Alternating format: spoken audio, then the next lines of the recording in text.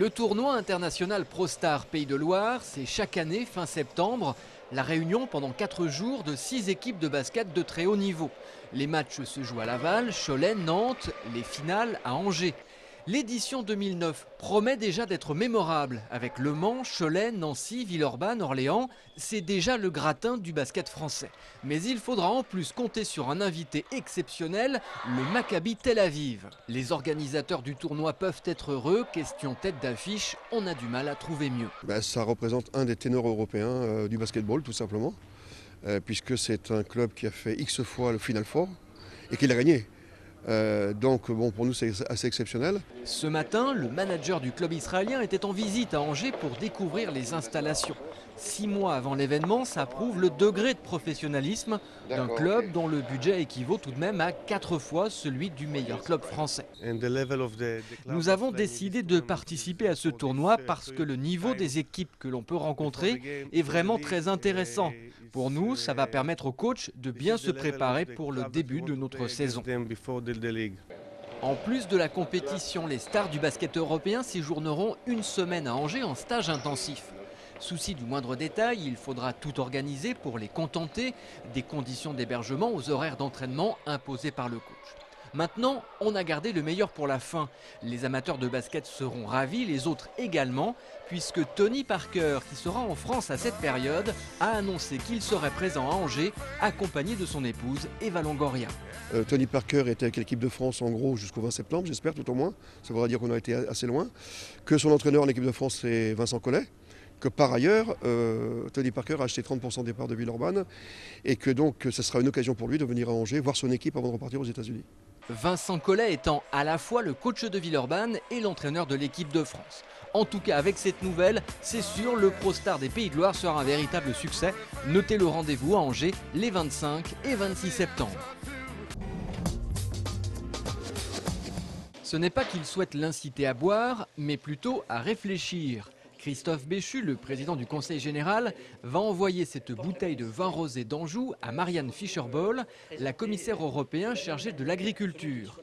Une façon de lui faire mesurer l'absurdité de son projet qui devrait permettre la fabrication du vin rosé par le coupage entre du vin blanc et du vin rouge. C'est vraiment prendre la responsabilité, non seulement de prendre une mesure qui est contraire aux intérêts de notre pays et plus particulièrement aux intérêts de notre territoire, mais au-delà de ça, contraire à l'image de l'Europe, dans l'esprit de nos concitoyens, qui, une fois de plus, pourront penser avec juste raison que c'est une grosse machine qui vise à uniformiser les choses.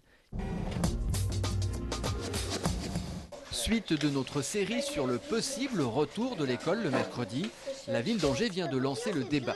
Au-delà de la question sur l'intérêt pédagogique, on s'intéresse à différentes conséquences que cela pourrait avoir. Exemple à Angers avec cette école de danse. Ce mercredi matin, les cours s'enchaînent. Pour la plupart des parents, c'est un rendez-vous auquel ils tiennent. Si vous voulez, le mardi soir, elles peuvent un petit peu plus jouer avec nous, profiter de nous aussi. Et puis le mercredi matin, je vois bien, elles se lèvent plus doucement, on va dire. C'est une pause, quoi. Une pause dans la semaine. Une pause justement consacrée aux activités, comme ici la danse. Et s'il y avait école, il faudrait décaler les horaires. Faire des activités le soir de la semaine, si l'école finit à 5 h, on travaille, le temps de rentrer à la maison. Ça veut dire que la danse se fait en soirée, ce qui n'est peut-être pas évident pour les enfants qui sont déjà levés très tôt le matin. Pour l'école de danse, le retour de l'école le mercredi, ce serait un coup dur. Des petites pitchounettes comme ça qu'on mettra le mercredi après-midi qui enchaîneront avec l'école ou le soir en semaine ou éventuellement qu'on ne pourra pas mettre parce que nous tous les jours de la semaine on a des heures de cours, les salles sont occupées donc qu'allons-nous faire ? Eh bien, on va attendre les décisions des conseils d'école d'ici la fin du mois de mai. Notez que l'inspection d'académie vient d'annoncer que les dérogations pour un retour de l'école le mercredi seront possibles en septembre 2010 en Maine-et-Loire, mais surtout dès septembre 2009 à Angers, ce qui laisse présager de l'issue du débat. Un jeune qui lit le journal, c'est une image qui devient de plus en plus rare. À l'heure où la télé et Internet sont tout puissants, la presse écrite vit en effet des moments difficiles. Du coup, pour susciter l'envie de lire des quotidiens, près de 1500 lycéens de la région Pays de la Loire se sont retrouvés aujourd'hui au Parc des Expos d'Angers pour débattre et échanger. Cette journée est d'ailleurs le fruit d'un travail mené tout au long de l'année avec des professeurs, des documentalistes et des journalistes. Parmi les élèves présents, une quinzaine de lycéens ont pu se glisser dans la peau d'un journaliste. Et c'est du sérieux, puisque le Courrier de l'Ouest leur a ouvert une page complète de leur journal pour réaliser le compte-rendu de la manifestation. Les jeunes ont choisi les sujets qui méritent un traitement dans le journal de demain, qui sont considérés comme intéressants pour nos lecteurs, et ils sont maintenant partis les rédiger. On va les aider, on les accompagne, mais en réalité, les textes qui seront produits demain matin seront faits entièrement de leurs mains. Après s'être réparti les tâches, nos journalistes en herbe se dirigent sur le terrain. Lucie et Margot réalisent un micro-trottoir auprès des jeunes à propos du débat sur le droit de vote à 16 ans. Les débuts sont un peu difficiles, ça n'est pas toujours simple de trouver les bons interlocuteurs. Ça paraît compliqué là, de trouver la bonne cible. Ouais, c'est pas facile, il y a beaucoup de terminales. Et puis oui, les secondes ils sont un peu fuyants, donc si on en trouve un, il veut pas nous parler. Bon.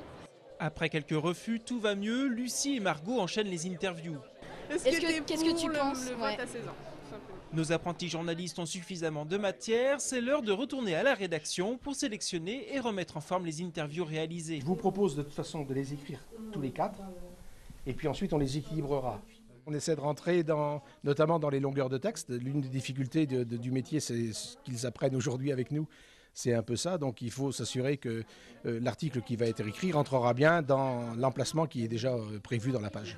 Les 15 lycéens auront le plaisir de découvrir leur travail mis en page en même temps que les lecteurs dans le Courrier de l'Ouest de demain. Pour conclure ce journal, c'est la semaine du développement durable. À Angers, elle a commencé par une animation place du Pilori où l'on sensibilise les enfants au recyclage des déchets et ça marche. Ça veut dire qu'on peut refaire d'autres choses. Par exemple, qu'avec une bouteille, on peut en refaire d'autres bouteilles ou plein d'autres choses. Idée originale, les enfants sont déguisés en emballage et donc emballés. C'est le fait de jouer un rôle et d'humaniser cet emballage auquel on attache peu d'importance une fois bien sûr qu'il a été vidé et jeté à la poubelle. Pour finir, petit spectacle de rue avec 2 musiciens adeptes des instruments recyclés. Pour le programme des animations, visites et conférences, le site d'Angers Loire Métropole.